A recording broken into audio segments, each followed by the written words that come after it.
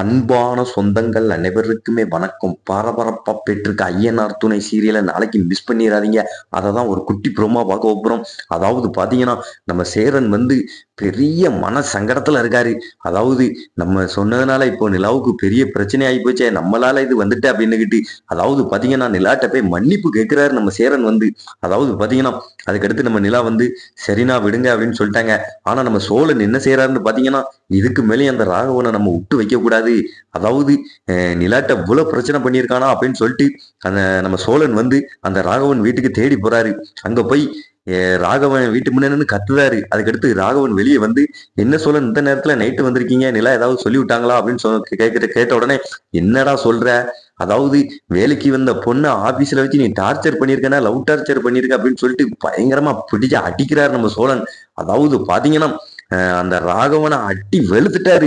அதாவது ராகவன் அப்படியே நொந்து போனாரு நம்ம சோழன் அடிச்சதை பார்த்து.